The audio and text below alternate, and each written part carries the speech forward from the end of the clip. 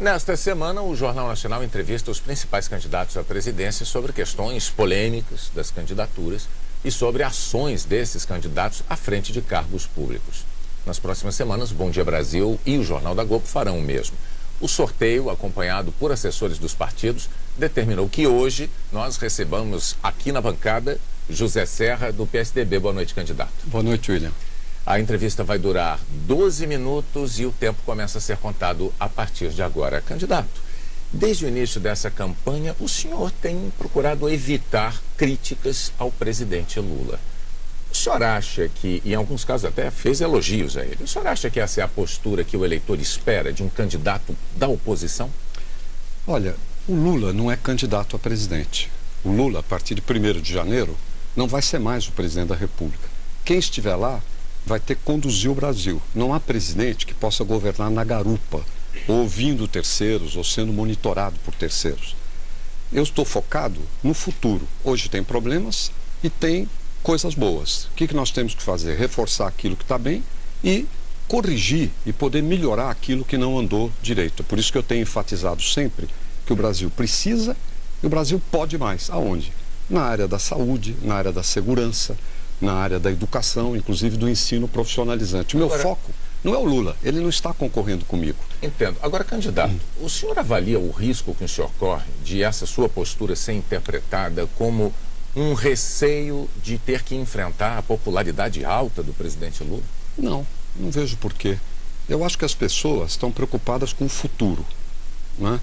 Quem vai tocar o Brasil? Quem tem mais condições de poder tocar o Brasil para frente, que não é uma tarefa fácil. Inclusive de pegar aqueles problemas que hoje a população considera como os mais críticos e resolvê-los. Dou como exemplo novamente, entre outros, a questão da saúde. Então, o importante agora é isso, e as pessoas estão nisso. O governo Lula fez coisas positivas, né? Outras coisas deixou de fazer. A discussão não é o Lula.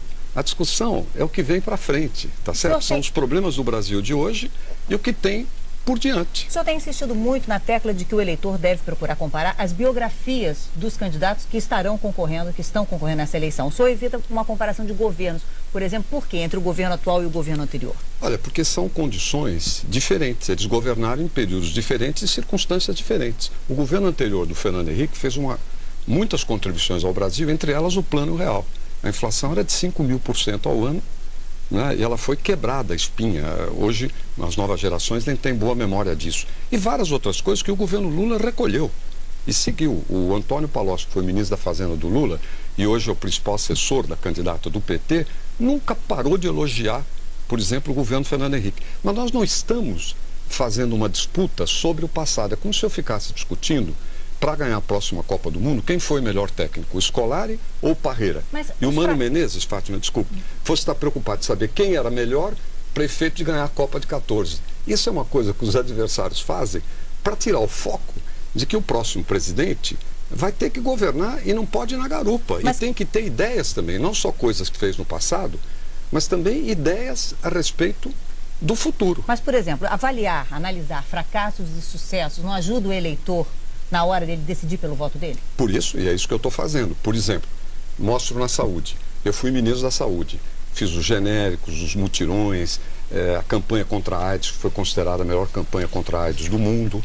Uma série de coisas. A saúde, nos últimos anos, não andou bem. Por exemplo, queda, diminuição do número de cirurgias eletivas, aquelas que não precisa fazer de um dia para o outro, mas que são muito importantes. Caiu. Né? Parar os mutirões, muita prevenção que se fazia acabou ficando para trás. Falta ainda hospitais nas regiões mais afastadas dos grandes centros. Tem problemas com as consultas, tem problemas de demoras. Enfim, tem um conjunto de coisas, inclusive relacionadas, por exemplo, com a saúde da mulher. Tudo isso precisa ser equacionado para diante. Eu estou apontando os problemas existentes. Agora, candidato, vamos ver uma questão, só me permita, para a gente poder aproveitar melhor. Claro. Uma questão política. Nessa eleição existem contradições muito claras nas alianças formadas pelos dois partidos que têm polarizado as eleições presidenciais brasileiras aí nos últimos 16 anos, né? O PT se aliou a desafetos históricos. O seu partido, o PSDB, está ao lado do PTB, um partido envolvido no escândalo do mensalão petista, um escândalo que inclusive foi investigado e foi condenado de forma muito veemente pelo seu partido, o PSDB. Então a pergunta é a seguinte: o PSDB errou lá atrás quando condenou o PTB ou está errando agora quando se alia a esse partido? Olha, William, é uma boa pergunta. O PTB, no caso de São Paulo, por exemplo, sempre esteve com o PSDB, de uma ou de outra maneira. Isso teve uma influência grande na Aliança Nacional. Os partidos, você sabe, são muito heterogêneos. O personagem principal, os personagens principais do mensalão nem foram do PTB. Os personagens principais foram do PT, aliás, mediante denúncia do Roberto Jefferson, que era então líder do PTB. Os nomes de PTBistas todos são uma lista muito vasta, começando pelo Maurício Marinho. Lá no Supremo Tribunal Federal, o PT ganha disparado. Mas não há nenhum constrangimento para o senhor no fato de esta aliança do seu partido, PSDB, ter sido assinada com o PTB pelas mãos do presidente do partido que teve o mandato cassado, inclusive com votos de políticos do seu partido, PSDB. Isso não provoca nenhum tipo de constrangimento? Olha, o Roberto Jefferson é o presidente do PTB, ele não é candidato. Ele conhece muito bem o meu programa de governo, o meu estilo de governar. O PTB está conosco dentro dessa perspectiva. Eu não tenho compromisso com o erro. Aliás, nunca tive na minha vida. Tem coisa errada, as pessoas pagam. Não é? Quem é responsável por si é aquele que comete o erro, é ele que deve pagar. Eu não fico julgando, mas eu não tenho compromisso com nenhum erro. Agora, quem está comigo sabe o jeito que eu trabalho. Por exemplo, eu não faço aquele loteamento de cargos. Para mim não tem grupinho de deputados indicando o diretor financeiro de uma empresa ou indicando o diretor de compra de outra. Por quê? Para que um deputado quer isso a um grupo? Evidentemente, não é para ajudar melhor desempenho, é para corrupção. Comigo, isso não acontece, não aconteceu. Na saúde, no governo de São Paulo e na prefeitura. Nesta eleição, quer dizer, o senhor destaca muito a sua experiência política, mas na hora da escolha do seu vice, houve um certo conflito com o DEM, exatamente porque houve uma demora para o aparecimento desse nome. Muitos dos seus críticos atribuem essa demora ao seu perfil centralizador. O nome do deputado Índio da Costa apareceu 18 dias depois da sua oficialização, da convenção que oficializou a sua candidatura. O senhor considera que o deputado, em primeiro mandato, está pronto para ser o vice-presidente, uma função tão importante? Fátima, deixa eu só te dizer uma coisa. Eu não sou centralizador. Eu sei que eu tenho a fama de centralizador, mas no trabalho eu delego muito. Eu sou mais um cobrador, eu acompanho tudo. Eu falei centralizador porque até no seu discurso de despedida do governo de São Paulo, o senhor mesmo explicou sobre essa forma de centralizador, sobre essas críticas que fazem. E todo mundo que trabalha comigo sabe disso. Eu delego muito. Agora, eu acompanho, porque quem coordena, quem chefia, tem que acompanhar para as coisas acontecerem.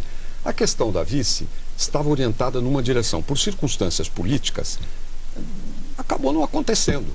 E o Índio da Costa, que foi o escolhido, estava entre os nomes que a gente cogitava. Só que isso não tinha ido para a opinião pública, porque senão é uma fofoca só. Fulano, cicrano, isso e aquilo.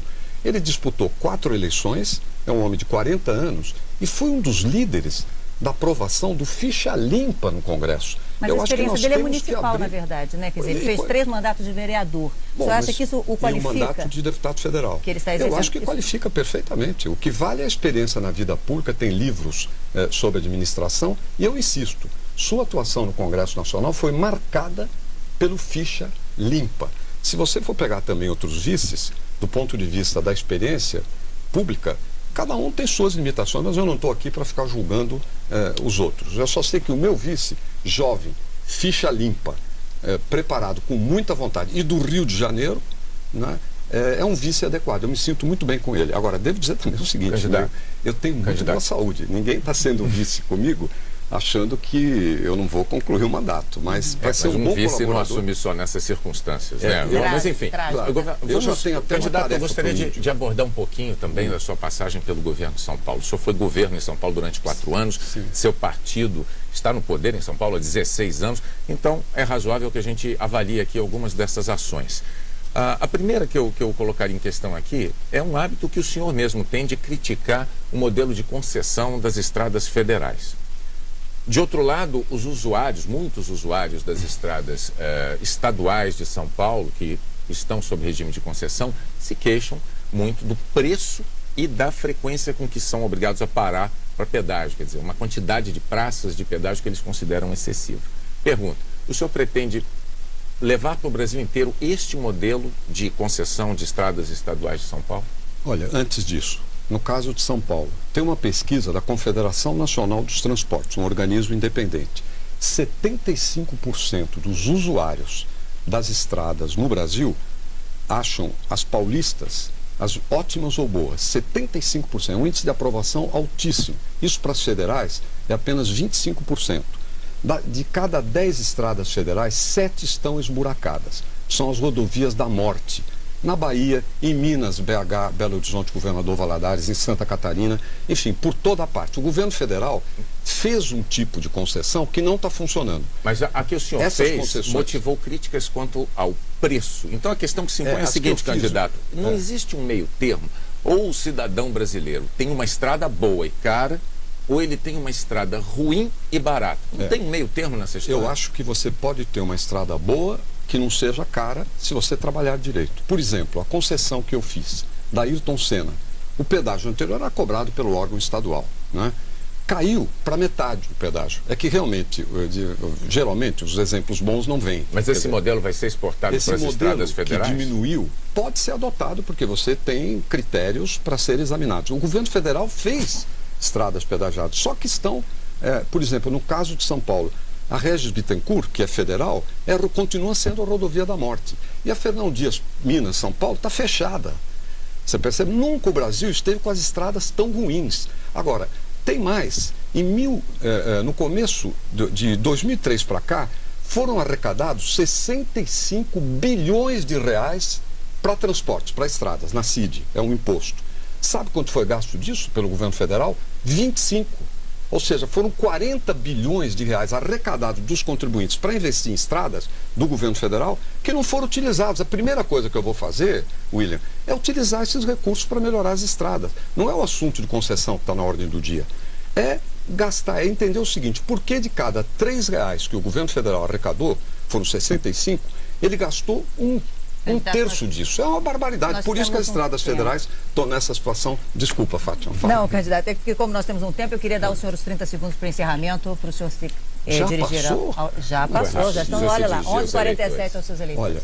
Olha, eu vim aqui, queria em primeiro lugar agradecer a vocês por essa oportunidade. Eu tenho uma origem modesta. Meus pais eram muito modestos. Eu acho que eles nunca sonharam que um dia eu estaria aqui no Jornal Nacional, que eles assistiam diariamente, aliás, pela segunda vez, falando como candidato a presidente da República. Eu devo a eles, até onde eu cheguei. Devo a eles, devo à escola pública e acabei virando professor universitário, mas também sempre ligado às questões públicas, desde que eu fui presidente da União Nacional dos Estudantes até hoje. O que eu peço hoje, para concluir, é o seguinte: eu acho que o Brasil pode continuar e pode melhorar muito. O que eu queria pedir às pessoas... O senhor me obriga a interrompê-lo, me perdoe, mas é em respeito... Não posso, porque é em respeito aos demais candidatos que estiveram aqui. Eu sei que o senhor vai compreender e eu quero agradecer a sua presença aqui. Obrigado. Boa noite. Boa noite.